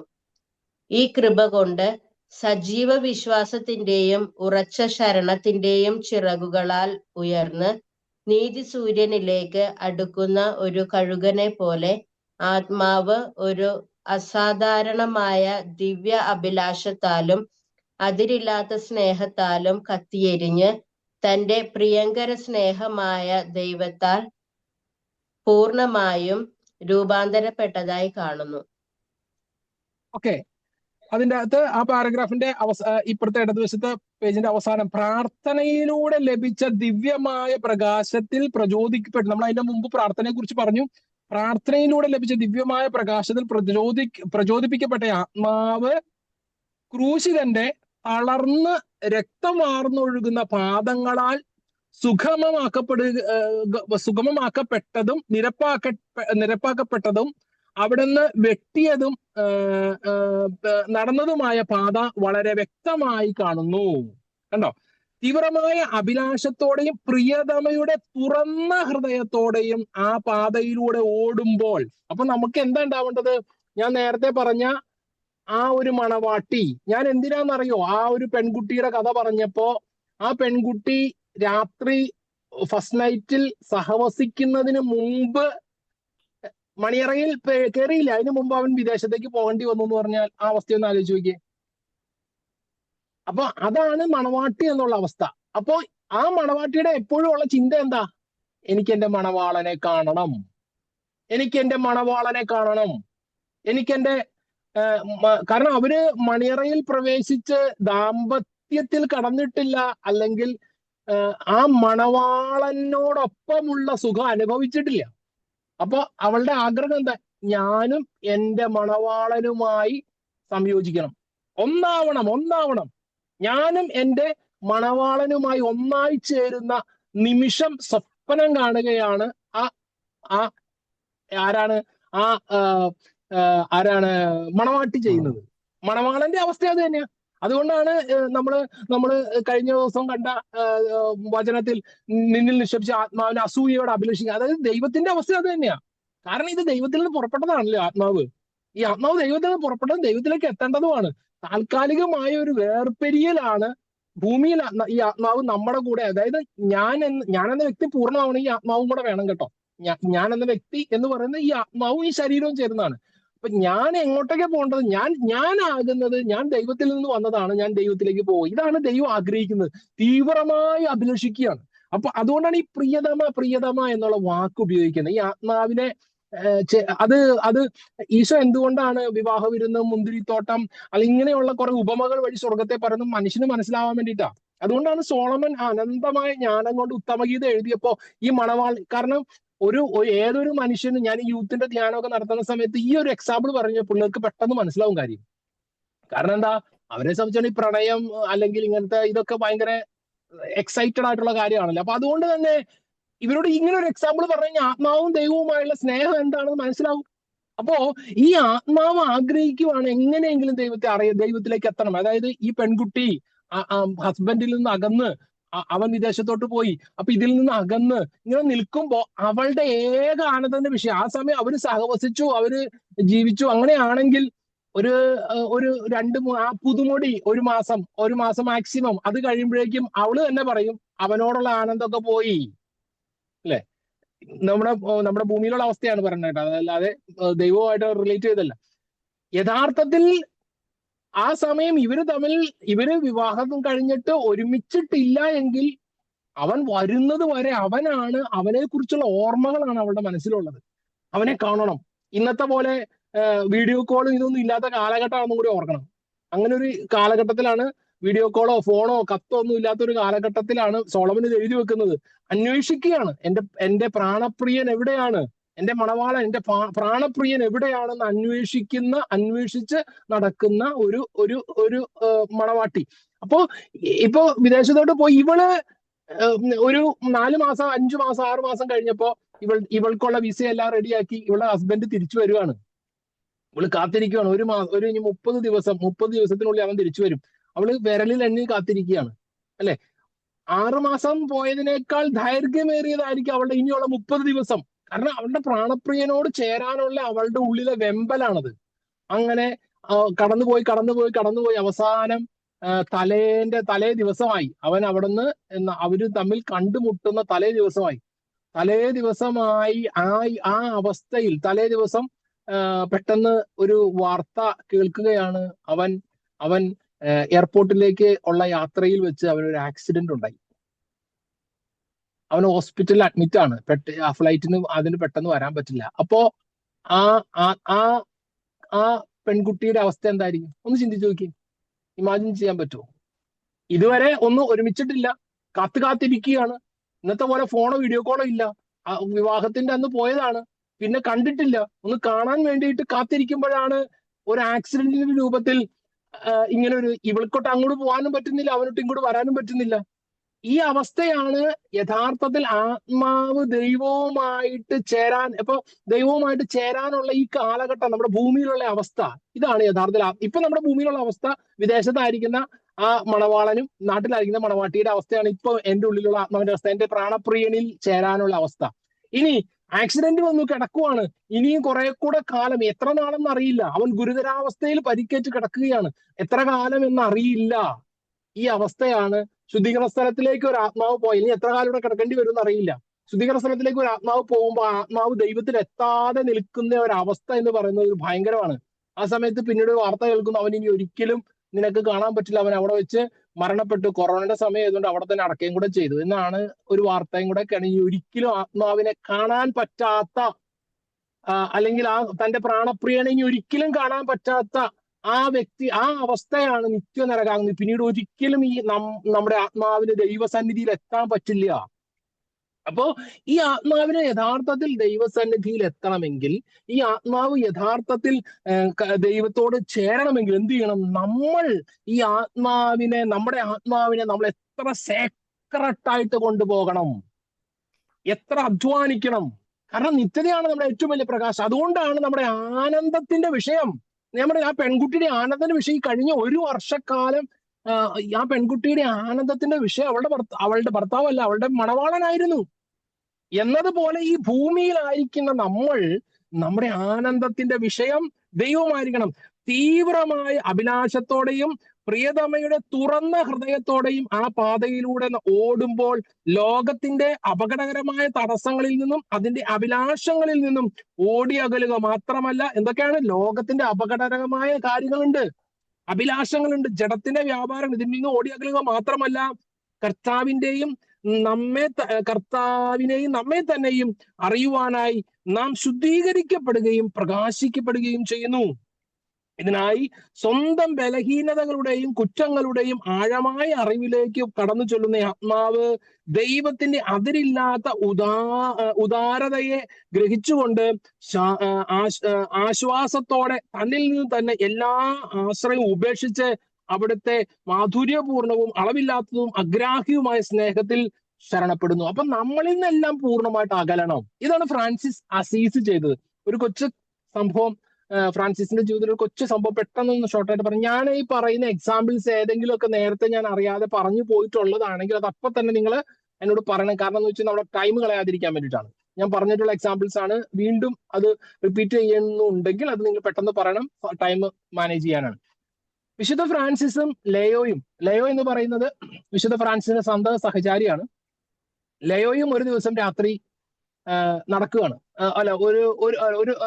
ലയോയും ഒരു സ്ഥലത്ത് സുവിശേഷം പ്രസംഗിക്കാൻ പോയി. അവരുടെ വേഷം എന്ന് പറഞ്ഞാൽ കീറി പറഞ്ഞ അല്ലെങ്കിൽ ചാക്ക് വസ്ത്രമാണ്. അപ്പോ ഇവര് യേശുക്രിസ്തുവാണ് ഏക കർത്താവ് രക്ഷിതാവെന്ന് ഘോരഘോരം പ്രസംഗിക്കുകയാണ്. യേശുക്രിസ്തുവിനെ കുറിച്ച് കേട്ടിട്ടില്ലാത്ത, അറിയാത്ത ഒരു സ്ഥലത്ത് നിന്നുള്ള പ്രസംഗം. ഇത് കണ്ടിട്ട് കുറെ ആൾക്കാർ ഓടിക്കൂടി ഇവരെ തല്ലി, ഇവരുടെ കയ്യിലുണ്ടായിരുന്ന സാധനങ്ങളെല്ലാം വലിച്ചു കയറി, ഇവരെ തല്ലി തവിടുകൂടിയാക്കി ഇവരെ ഓടിച്ചു. ആ നാട്ടിൽ നിന്ന് ഓടിച്ചു. ഇവര് അവിടുന്ന് ഓടി രക്ഷപ്പെട്ടു. അങ്ങനെ കാട്ടിലൂടെ ഇവർ ഓടുകയാണ്. അങ്ങനെ കുറെ ദൂരം ചെന്നപ്പോൾ തണുപ്പാണ്, കൊടും തണുപ്പാണ്. ഇവർക്ക് വേറെ ഭക്ഷണമില്ല, ആഹാരമില്ല, വേറെ ഒന്നുമില്ല, വസ്ത്രമൊക്കെ കീറിപ്പോയി. അങ്ങനത്തെ ഈ ഒരു സാഹചര്യത്തില് കുറച്ചു ദൂരം ചെന്നപ്പോ അവിടെ ഒരു ആശ്രമം കണ്ടു, ഒരു ആശ്രമം. അപ്പോ ഫ്രാൻസിസ് പുണ്യാളന് ലയോയെ, അങ്ങനെ വിശുദ്ധനാണല്ലോ, അപ്പൊ ലയോയെ കുറച്ചുകൂടി ഒന്ന് പരിശീലിപ്പിക്കണമെന്ന് ഫ്രാൻസിസിന് മനസ്സിലായി. ഇതിന്റെ പരിശീലനത്തിന്റെ കുറവ് ലയോയ്ക്കുണ്ട്. അപ്പോ ഫ്രാൻസിസ് പുണ്യാളൻ ലയോയോട് ചോദിച്ചു, ലയോ, ഇപ്പൊ നിനക്ക് ഏറ്റവും അധികം ആനന്ദം നൽകുന്ന കാര്യം എന്താണ്? ഇപ്പൊ നിനക്ക് ഏറ്റവും അധികം സന്തോഷം നൽകുന്ന കാര്യം എന്താണ്? ലയോ ആലോചിച്ചിട്ട് പെട്ടെന്ന് ഫ്രാൻസിസിനോട് പറഞ്ഞു, പിതാവേ, നമുക്ക് ഈ ആശ്രമത്തിൽ കയറാം. എനിക്ക് ഇപ്പൊ ആനന്ദം നൽകുന്നത്, നമ്മൾ അവിടെ കയറി ചെല്ലുമ്പോൾ എനിക്ക് കുടിക്കാൻ ചൂടുള്ള ഒരു സൂപ്പ് കിട്ടണം, ധരിക്കാൻ ഒരു രോമത്തിന്റെ കുപ്പായം, ഉറങ്ങാൻ ഒരു സ്ഥലം, പുതയ്ക്കാൻ ഒരു കമ്പിളി പുതപ്പ്. ഇത് കൂടെ കിട്ടിക്കഴിഞ്ഞാൽ എനിക്ക് ഏറ്റവും അധികം ആനന്ദം നൽകുന്നത് ഇപ്പൊ അതാണ്. എന്തൊക്കെ വേണം? കുടിക്കാൻ ചൂടുള്ള സൂപ്പ്, കാരണം തണുപ്പാണ്, കൊടും തണുപ്പാണ്. ധരിക്കാൻ കുപ്പായം എല്ലാം കീറിപ്പോയി, രോമത്തിന്റെ കുപ്പായം, കിടക്കാൻ സ്ഥലം, പുതയ്ക്കാൻ ഒരു കമ്പിളി പുതപ്പ്. അതും കൂടെ കിട്ടിക്കഴിഞ്ഞാൽ എനിക്ക് ഏറ്റവും കൂടുതൽ ആനന്ദം നൽകുന്ന ഇത് അതിലാണെന്ന് പറഞ്ഞു. പിന്നെ ഒരു പരിശീലനത്തിന്റെ ആവശ്യമുണ്ടെന്ന് ഫ്രാൻസിസ് പിതാവിന് മനസ്സിലായത് കൊണ്ട് തന്നെയാണ് അങ്ങനെ ചെയ്തത്. നേരെ വന്ന് നമുക്ക് അവിടെ കയറാം. ആ ആശ്രമത്തിന് അതിന്റെ ഒരു പഴയ പശ്ചാത്തലമുണ്ട്. തലേ ദിവസം ഈ ആശ്രമത്തിൽ 2 കള്ളന്മാര് കയറിയിരുന്നു. പക്ഷെ അവരെ പിടിക്കാൻ ആശ്രമവാസികൾക്ക് പറ്റിയില്ല. അപ്പൊ പിറ്റേന്ന് ഈ കള്ളന്മാര് അതുപോലെ വീണ്ടും കയറുമോ മടങ്ങി വരുമോ എന്ന് അറിയാം. ആശ്രമവാസികൾ ഉറങ്ങാതെ കാത്തിരിക്കുകയാണ്, പാത്തും പതുങ്ങിയും കാത്തിരിക്കുകയാണ്. ആ സമയത്താണ് ഏതാണ്ട് കള്ളന്മാരെ പോലെ തോന്നിക്കുന്ന 2 പേര് കീറിപ്പറഞ്ഞ വസ്ത്രങ്ങളൊക്കെ ഇട്ട്, ചാക്കൊക്കെ ഇട്ട് കയറി വരുന്നു. ഇത് കണ്ട സമയത്ത് ആശ്രമാധിപന്റെ ഉത്തരവ് കിട്ടി. ആശ്രമവാസികൾ എല്ലാവരും കൂടെ വട്ടം കൂടി ഇവരെ വട്ടം കൂടി പിടിച്ചു കെട്ടിയിട്ട് അടിച്ചു. ഉണ്ടായിരുന്ന വസ്ത്രം കൂടെ വലിച്ചു കീറി അവരെ അടിച്ച് നാട് കടത്തി ഓടിച്ചു. ഓരോ അടി കിട്ടുമ്പോഴും ഫ്രാൻസിസ് പുണ്യാളൻ ആനന്ദം കൊണ്ട്, സന്തോഷം കൊണ്ട് മതി മറന്ന് തുള്ളിച്ചാടുകയാണ്. അപ്പോ കുറെ ഓടി, ഇവർ അവിടെ നിന്ന് ഓടി 2ാമത്തെ സ്ഥലത്ത് നിന്ന് അടിയും കിട്ടി. രാത്രി നട്ടപ്പാതിലേക്ക് ഓടി ഒരു സ്ഥലത്ത് ചെന്ന് ഇവര് ഒന്ന് ശാന്തമായിട്ട് ഇരുന്നു. ആ സമയത്ത് ലയോ ദയനീയ ഭാവത്തിൽ ഫ്രാൻസിസിനെ നോക്കി. എന്നാൽ ഈ ചെയ്ത്ത് എന്നോട് വേണ്ടായിരുന്നു എന്നുള്ള അർത്ഥത്തിലാണ് നോക്കിയത്. അപ്പോ ഫ്രാൻസിസ് പിതാവ് ലയോയോട് പറഞ്ഞൊരു മറുപടി ഉണ്ട്. ആ മറുപടി ഇതാണ്: ലയോ, ദൈവത്തിന്റെ കുഞ്ഞാടേന്നാണ് ലയോയെ വിളിച്ചുകൊണ്ടിരുന്നത് കേട്ടോ. ലയോ, പുറമേ നിന്ന് വരുന്ന ഒന്നിനും നിന്റെ ഉള്ളിലുള്ള ദൈവസ്നേഹത്തെ കെടുത്തിക്കളയാൻ സാധിക്കുകയില്ല എന്ന് നീ തിരിച്ചറിയുന്ന നിമിഷം ഏതാണോ, അതാണ് നിന്റെ ജീവിതത്തിൽ ഏറ്റവും അധികം ആനന്ദം നൽകുന്ന സമയം. ഒന്നും മനസ്സിലായില്ലല്ലോ? ആദ്യം വായിച്ചപ്പോ എനിക്കൊന്നും മനസ്സിലായില്ല, ഞാൻ പല പ്രാവശ്യം വായിച്ചപ്പോ എനിക്ക് മനസ്സിലായത്. ശ്രദ്ധിച്ചു കേട്ടോണേ. പുറമേ നിന്ന് വരുന്ന ഒന്നിനും അത് പൗലോസിനെ വ്യക്തമായിട്ട് പറയുന്നുണ്ട്. എന്താ ഒരു ആത്മാവിനെതിരെ പുറമേ നിന്ന് വരുന്നത്? ക്ലേശം, ദുരിതം, പീഡനം, പട്ടിണി, നഗ്നത, ആപത്ത്, വാള്. ഇനി കൂടുതൽ വേറൊന്നും വരാനില്ല. ക്ലേശം വരാം, ദുരിതം വരാം, പട്ടിണി വരാം, നഗ്നത വരാം, ആപത്ത് വരാം, അവസാനം ചിലപ്പോൾ വാള്. ഇതിൽ കൂടുതൽ ഒരു മനുഷ്യന് വരാനെന്താ പുറമേ നിന്ന്? പൗലോസിനെ വളരെ വ്യക്തമായിട്ട് പറയാണ്, ക്ലേശമോ ദുരിതമോ പീഡനം വരാം. പീഡനമോ പട്ടിണിയോ നഗ്നതയോ ആപത്തോ വാളോ ഇവയ്ക്ക് ഒന്നിനും ക്രിസ്തുവിനോടുള്ള സ്നേഹത്തിന് വേർപെടുത്താൻ പറ്റില്ല എന്ന് പൗലോസ് പറഞ്ഞു. അപ്പൊ ഇത് ഉള്ളിലുള്ള ആളാണ് ആര്? Francis Assisi. അദ്ദേഹം പറയുവാണ്, പുറമേ നിന്ന് വരുന്ന ഒന്നിനും, ഈ പറഞ്ഞ ക്ലേശമോ ദുരിതമോ പീഡനമോ പട്ടിണിയോ നഗ്നതയോ ആപത്തോ വാളോ, പുറമേ നിന്ന് വരുന്ന ഒന്നിനും നിന്റെ ഉള്ളിലുള്ള ദൈവസ്നേഹത്തെ കെടുത്തിക്കളയാൻ പറ്റില്ല എന്ന് നീ തിരിച്ചറിയുന്ന നിമിഷം ഏതാണോ, അതാണ് നിന്റെ ജീവിതത്തിൽ ഏറ്റവും അധികം ആനന്ദം നൽകുന്ന സമയം. പുറമേ നിന്ന് വരുന്ന ഒന്നിനും നിന്റെ ഉള്ളിലുള്ള ദൈവസ്നേഹത്തെ കെടുത്താൻ പറ്റില്ലെന്ന്. അത് നീ എപ്പോഴാണോ തിരിച്ചറിയുന്നത്, അതാണ് നിന്റെ ജീവിതത്തിൽ ഏറ്റവും അധികം ആനന്ദം നൽകുന്ന സമയം. എന്താ നിനക്ക് ആനന്ദം കിട്ടാത്തെ? പലപ്പോഴും പുറമേ നിന്ന് വരുന്നത് പലതും നമ്മെ മുറിപ്പെടുത്തുന്നുണ്ട്. പുറമേ നിന്ന് വരുന്ന പലതിലും നമ്മൾ പെട്ടുപോകുന്നുണ്ട്. രോഗമാകാം, പീഡനമാവാം, പട്ടിണിയാവാം, അല്ലെങ്കിൽ കടബാധ്യതയാവാം, ജോലിയില്ലായ്മയാവാം, വീട്ടിലെ പ്രശ്നങ്ങളാവാം. ഇതൊക്കെ നമ്മുടെ മനസ്സിനെ അസ്വസ്ഥപ്പെടുത്തുന്നുണ്ട്. ഇതൊക്കെ നമ്മുടെ ദൈവസ്നേഹത്തിന് അകറ്റിക്കൊണ്ടിരിക്കുക. പൗലോസ്ലീഹ പറയുന്നില്ലേ, കടലിലൂടെ കപ്പലപകടത്തിൽ നീന്തി ഒഴുകി നടന്നപ്പോഴും ഉള്ളിൽ ദൈവസ്നേഹം പോയില്ല.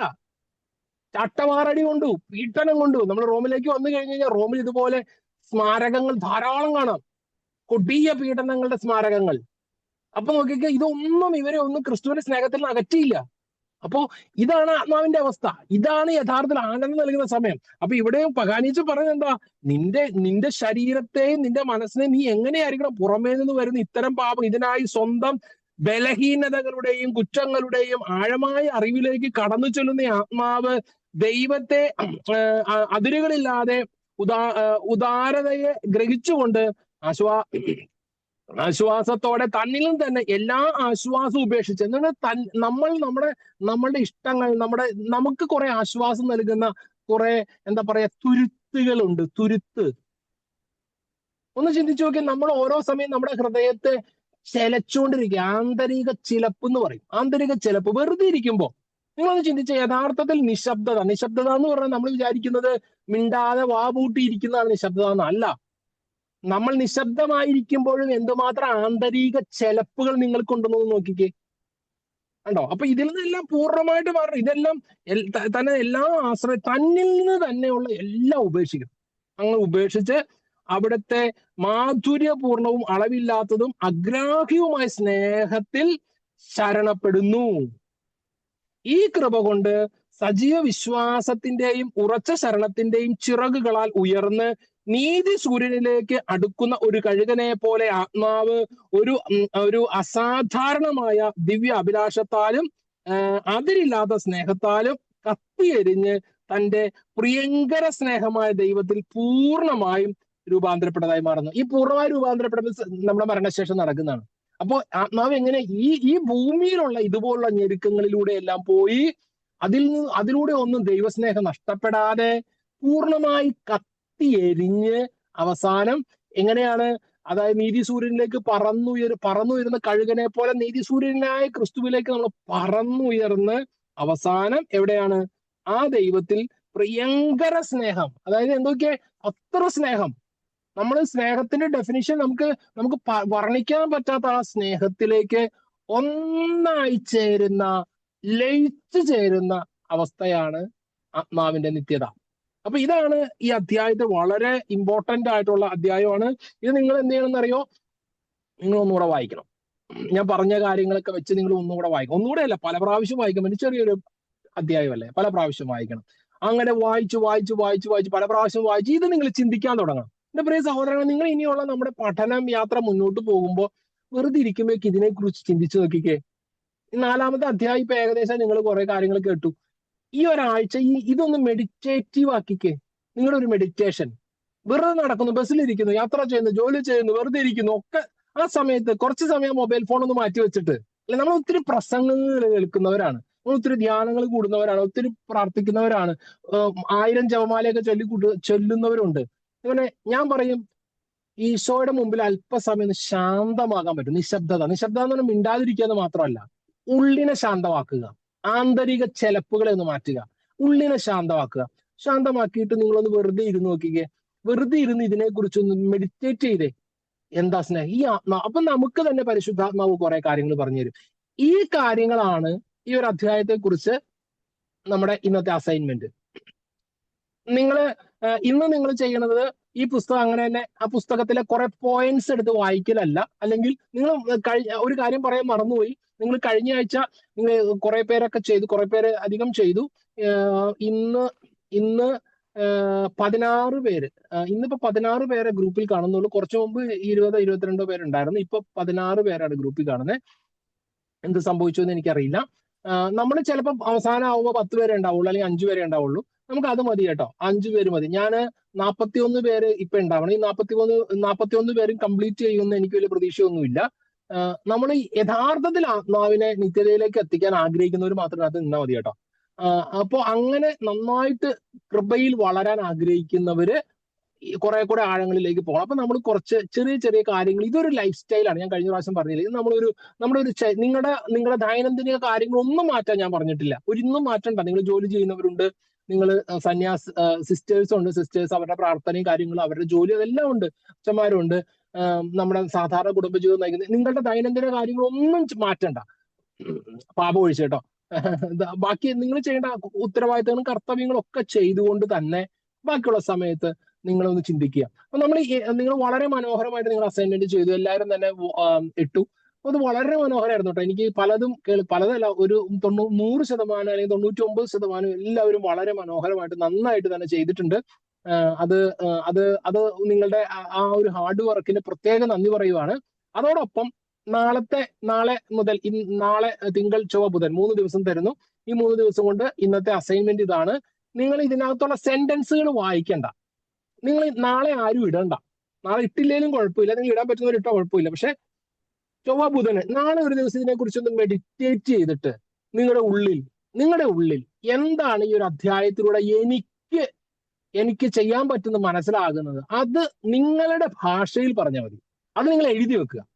എനിക്ക് അവസാനം നിങ്ങളുടെ എല്ലാവരുടെയും അത് വേണം കേട്ടോ. അതൊരു എന്താ പറയാ, പ്രൊജക്ട് പോലെ നിങ്ങൾ 1ാമത്തെ അധ്യായം മുതൽ അവസാനം എനിക്ക് തരണം. അത് നമുക്ക് പറ്റിയാൽ അത് നമുക്ക് പബ്ലിഷ് ചെയ്യണം. അപ്പോ അത് നിങ്ങളുടെ ഭാഷയിൽ നിങ്ങളുടെ വാക്കുകൾ ഉപയോഗിച്ച് അതൊരു പേപ്പറിൽ എഴുതി വെക്കുക. എഴുതി വെച്ച് വായിച്ചാൽ മതി. ഇനി ചിലർ വിചാരിക്കും, ഞാൻ ഒരു അഭിപ്രായം കേട്ടത് ഇങ്ങനെയാണ്, എല്ലാവരും നന്നായിട്ട് ചിലതൊക്കെ കേട്ടപ്പോൾ ഗംഭീരമാണ്, അതുപോലെ ഒന്നും എനിക്ക് പറയാൻ പറ്റില്ല. എന്തിനാ വല്ലവരെയും കോപ്പി അടിക്കണേന്നേ? അവര് പറഞ്ഞോട്ടെ, അവരുടെ രീതിയിൽ പറയട്ടെ. നമ്മൾ നമ്മുടെ രീതിയിൽ പറയുന്നു, അവരുടെ രീതിയിൽ പറയുന്ന അവരുടെ രീതിയിലാണ്. പ്രസംഗിക്കാൻ കഴിവുള്ളവരുണ്ട്, പാടാൻ കഴിവുള്ളവരുണ്ട്, പല എല്ലാം കൂടെ ചേരുന്നതല്ലേ ഒരു തോട്ടത്തിൽ റോസാപ്പൂ മാത്രം നിന്ന എന്താ ഒരു ബ്യൂട്ടി. അപ്പോ അതുകൊണ്ട് നിങ്ങൾ അങ്ങനെ പിൻവലിയരുത് കേട്ടോ. അതായത് ഞാൻ പറഞ്ഞാൽ ശരിയാകുമോ, കുഴപ്പമില്ല, നിങ്ങൾ പേപ്പറിൽ എഴുതി വെച്ച് നിങ്ങളെ കൊണ്ട് പറ്റുന്ന രീതിയിൽ അതങ്ങ് വായിക്കുക. അങ്ങനെ നിങ്ങൾ അതൊന്ന് ബുധനാഴ്ച മാക്സിമം പോയാൽ വ്യാഴാഴ്ച ഉച്ച വരെ സമയം തരുന്നു. വ്യാഴാഴ്ച ഉച്ചയ്ക്കുള്ളിൽ എല്ലാവരും ഒന്ന് ഇടുക. അപ്പോൾ അങ്ങനെ ഒന്ന് ഇനിയിപ്പോ വ്യാഴാഴ്ച വൈകുന്നേരം ആയി പോയി എന്ന് വിചാരിച്ച് ഞാൻ ആരെയും മീശ വിരിച്ച് പേടിപ്പിക്കാനൊന്നും വരത്തില്ല. അതുകൊണ്ട് നിങ്ങളുടെ ഒരു ഫ്രീഡം കൂടി അതിനകത്ത് ഉണ്ട് കേട്ടോ. അപ്പൊ അതുകൊണ്ട് നിങ്ങൾ എല്ലാവരും ഒന്ന് ചെയ്യുക വളരെ സ്നേഹത്തോടെ. ഇനി ആർക്കെങ്കിലും ഇതിനകത്ത് എന്തെങ്കിലും കാര്യം പറയാനോ കൂട്ടിച്ചേർക്കാനോ ചോദിക്കാനോ ഉണ്ടോ? ജസ്റ്റ് നമുക്കിനി 4 മിനിറ്റ് കൂടിയേ ഉള്ളൂ. ആർക്കെങ്കിലും എന്തെങ്കിലും പറയാനോ കൂട്ടിച്ചേർക്കാനോ ചോദിക്കാനോ ഉണ്ടോ? നിങ്ങൾക്ക് എന്തെങ്കിലും ഡൗട്ട്സ് ഒക്കെ ഉണ്ടെങ്കിൽ ചോദിച്ചു വെച്ച് കഴിഞ്ഞാൽ ഞാനത് അടുത്ത ക്ലാസ്സിലൊക്കെ പറയാൻ പറ്റുന്നത് ഇതുമായിട്ട് ബേസ് ചെയ്ത് പോകുന്ന, എക്സാക്ട് പുസ്തകത്തിൽ നിന്ന് തന്നെ വേണമെന്നില്ല, ഇതുമായിട്ട് ബേസ് ചെയ്ത് പോകുന്ന എന്തെങ്കിലും കാര്യങ്ങൾ നിങ്ങൾക്ക് കുറച്ചുകൂടി ഒന്ന് ഇന്ന കാര്യത്തെ കുറിച്ച് അറിയണമെന്നൊക്കെ നമ്മൾ അത് ഡിസ്കസ് ചെയ്യും കേട്ടോ. അതും പുസ്തകത്തിൽ നിന്ന് വ്യത്യസ്തമായിട്ട് വിട്ടിട്ടാണെങ്കിൽ പോലും നമ്മൾ ചില കാര്യങ്ങൾ ഡിസ്കസ് ചെയ്യും. പിന്നെ നമുക്ക് നമ്മുടെ അച്ഛന്മാരും നമ്മുടെ കൂടെയുണ്ട്, അവർക്ക് നിങ്ങളെ സഹായിക്കാൻ പറ്റുന്ന അവർ നിങ്ങളെ സഹായിക്കും. അങ്ങനെയുള്ള കാര്യങ്ങൾ ഉണ്ടെങ്കിൽ അത് നിങ്ങൾക്ക് ചോദിക്കാം. അതല്ലെങ്കിൽ നിങ്ങൾക്ക് വോയിസ് മെസ്സേജ് ആയിട്ടോ റൈറ്റപ്പ് ആയിട്ടോ എനിക്ക് ഇട്ട് തരാം കേട്ടോ. പിന്നെ കുറെ പേരൊക്കെ ഇത് കഴിഞ്ഞപ്പോൾ എന്നെ കോൺടാക്ട് ചെയ്തിരുന്നു. ചിലർക്ക് ചില കാര്യങ്ങളൊക്കെ ഷെയർ ചെയ്യണമെന്ന് പറഞ്ഞു. നിങ്ങൾക്ക് അങ്ങനെ എന്തെങ്കിലും സ്പിരിച്വൽ അതുപോലെ അങ്ങനെ എന്തെങ്കിലും സപ്പോർട്ട് ആവശ്യമുണ്ടെങ്കിൽ തീർച്ചയായിട്ടും കോൺടാക്ട് ചെയ്യാം.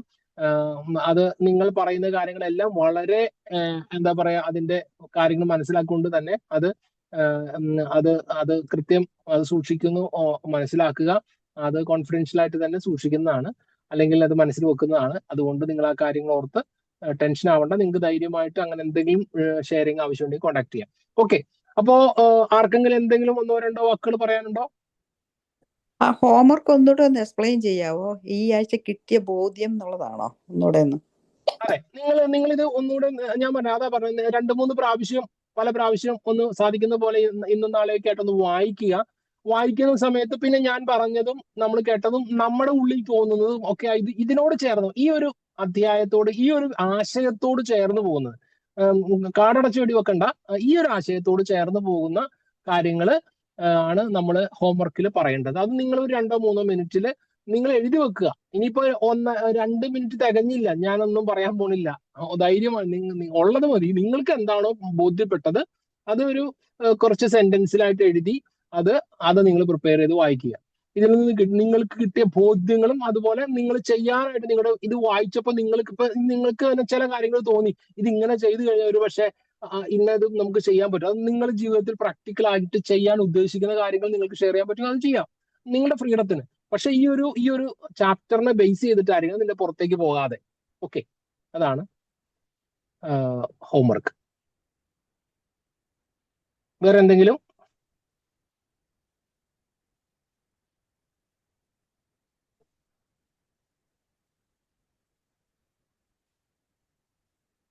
ഞാനിന്ന് പുറത്തൊരു സ്ഥലത്താണ്, അതുകൊണ്ട് ഞാൻ ഒരു സ്ഥലത്ത് നിന്നാണ് ഈ വീഡിയോ എടുക്കുന്നത്. അതുകൊണ്ടാണ് ഇവിടെ കുറച്ച് ഇരുട്ടൊക്കെ ഉള്ള സ്ഥലത്താണ്. ഓക്കെ, എന്നാ നമുക്ക് പ്രാർത്ഥിച്ച് കൺക്ലൂഡ് ചെയ്യാം. ഓക്കെ, അച്ഛന്മാർ ആരെങ്കിലും ഉണ്ടെങ്കിൽ, അച്ഛന്മാരുണ്ട്, ലൂക്കാച്ചനുണ്ട്, ബിജിനച്ചനുണ്ട്, എല്ലാവരും ഉണ്ട്. അപ്പൊ അച്ഛന്മാർ ആരെങ്കിലും, ജോസഫ് അച്ഛനുണ്ട്, അച്ഛന്മാരാരെങ്കിലും സമാപന ആശീർവാദം നൽകാവോ?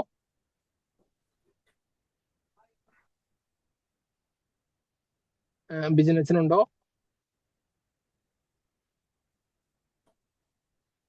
ലൂക്കാച്ചനുണ്ടോ? ആരാണെങ്കിലും കുഴപ്പമില്ല, അച്ഛന്മാരാരെങ്കിലും. ജോസഫ് അച്ഛ, ലൂക്കാച്ച. പിതാവിന്റെയും പുത്രന്റെയും പരിശുദ്ധാത്മാവിന്റെയും നാമത്തിൽ ആമേൻ. ഈശോയെ, ഞങ്ങളുടെ ഈ കൂട്ടായ്മ ഓർത്തനക്ക് ഒരിക്കൽ കൂടി നന്ദി പറയുന്നു. പ്രത്യേകിച്ച് നിന്നെ ലക്ഷ്യമാക്കി നിന്നിൽ എത്തിച്ചേരാൻ വിലയം പ്രാപിക്കാൻ ആഗ്രഹിക്കുന്ന ഓരോ മനുഷ്യാത്മാവും പോകേണ്ട വഴികളെ പറ്റി ധന്യനായ ആന്റണി പഗാനിയച്ചന്റെ പഠനങ്ങളിലൂടെ ഞങ്ങളെ അങ്ങ് നയിക്കുന്നതിനെ ഓർത്ത് നന്ദി പറയുന്നു. ഈശോയെ, പ്രത്യേകിച്ച് ഇന്ന് പ്രാർത്ഥനയിലൂടെ ഞങ്ങൾ വളരേണ്ടതും നിന്നെ അറിയേണ്ടതും ഞങ്ങളുടെ ജീവിതത്തിൽ പലതും ത്യജിക്കണമെന്നും പലതും ഞങ്ങൾ ത്യാഗപൂർവ്വം ചെയ്യണമെന്നും ഒക്കെ ഞങ്ങളെ പഠിപ്പിച്ചതിനെ ഓർത്ത് നന്ദി പറയുന്നു. ഈശോയെ, അതിനായി അങ്ങ് എടുത്തുപയോഗിക്കുന്ന ജോബൻ ലോഹിമിനെയും സിസ്റ്റർ ഫിലോമിനെയും എല്ലാം ഓർത്ത് നന്ദി പറയുന്നു. ഈ കൂട്ടായ്മയിലുള്ള ഓരോ വ്യക്തികളെ ഓർത്ത് നന്ദി പറയുന്നു. ഞങ്ങളെല്ലാം പരിശുദ്ധാത്മാവിൻ ഒന്നിപ്പിച്ച് ഒരേ രീതിയിൽ നടത്തി സ്വർഗം ആഗ്രഹിക്കുന്ന രീതിയിൽ ഞങ്ങളെ വളർത്തണമേ എന്ന് പ്രാർത്ഥിക്കുന്നു. ഈശോയെ, ഇവിടെ ഞങ്ങൾ ആരും സ്വയം അധ്യാപകരാകുന്നതിനപ്പുറത്തേക്ക് നിന്റെ പരിശുദ്ധാത്മാവ് ഞങ്ങളെല്ലാം പഠിപ്പിക്കണമേ എന്ന് ഞങ്ങൾ അപേക്ഷിക്കുന്നു. അതുപോലെ നിന്റെ ജ്ഞാനത്താൽ ഞങ്ങളെ നിറയ്ക്കണമേ എന്ന് ഞങ്ങൾ പ്രാർത്ഥിക്കുന്നു. ഈശോയെ, ഞങ്ങളുടെ എല്ലാ അവസ്ഥകളെയും നിനക്ക് ഒരിക്കൽ കൂടി സമർപ്പിച്ച് ഞങ്ങളുടെ ജീവിതത്തിൽ നിന്റെ ഇടപെടൽ ആഗ്രഹിച്ചുകൊണ്ട് പരിശുദ്ധ അമ്മയുടെയും വിശുദ്ധ പിതാവിന്റെയും മധ്യസ്ഥതം യാചിച്ചും ഞങ്ങൾ പ്രാർത്ഥിക്കുന്നു. നിന്റെ വലിയ ആശീർവാദത്തിന്റെ കരം ഞങ്ങളുടെ മേൽ ഉയർത്തണമേ, അനുഗ്രഹത്തിന്റെ കരം നീട്ടണമേ. നമ്മുടെ കർത്താവ് ഈശോ മിശിഹായുടെ കൃപയും പിതാവായ ദൈവത്തിന്റെ സ്നേഹവും പരിശുദ്ധാത്മാവിന്റെ സഹവാസവും വിശുദ്ധ കുരിശിന്റെ സംരക്ഷണവും പരിശുദ്ധ അമ്മയുടെയും വിശുദ്ധ പിതാവിന്റെ സകല വിശുദ്ധ മാലാഖമാരുടെ മധ്യസ്ഥതയും നാം എല്ലാവരോടും കൂടെ ഉണ്ടായിരിക്കട്ടെ, ഇപ്പോഴും എപ്പോഴും എന്നേക്കും. ആമേൻ. ആമേൻ. ഈശോ ഈശോ മിശിഹായ്ക്ക് സ്തുതിയായിരിക്കട്ടെ. അച്ഛന് സ്തുതി കൊടുക്കാം, അച്ഛന്മാർക്ക് എല്ലാവർക്കും സ്തുതി കൊടുക്കാം. Thank you. Good night. അച്ഛാ. അപ്പൊ എല്ലാവർക്കും ദിനം, ശുഭരാത്രി. ദൈവസ്നേഹത്തിൽ ഉറങ്ങുക. Okay, thank you. Thank you.